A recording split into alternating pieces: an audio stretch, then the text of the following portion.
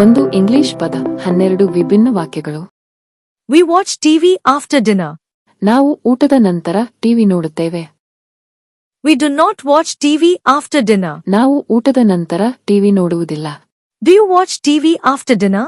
ನೀವು ಊಟದ ನಂತರ ಟಿವಿ ನೋಡುತ್ತೀರಾ? Don't you watch TV after dinner?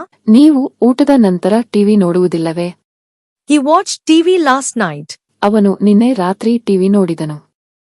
He did not watch TV last night. ಅವನು ನಿನ್ನೆ ರಾತ್ರಿ ಟಿವಿ ನೋಡಲಿಲ್ಲ. Did he watch TV last night? ಅವನು ನಿನ್ನೆ ರಾತ್ರಿ ಟಿವಿ ನೋಡಿದನಾ? Didn't he watch TV last night? ಅವನು ನಿನ್ನೆ ರಾತ್ರಿ ಟಿವಿ ನೋಡಲಿಲ್ಲವೇ? I will watch TV tonight. ನಾನು ಇಂದು ರಾತ್ರಿ ಟಿವಿ ನೋಡುತ್ತೇನೆ.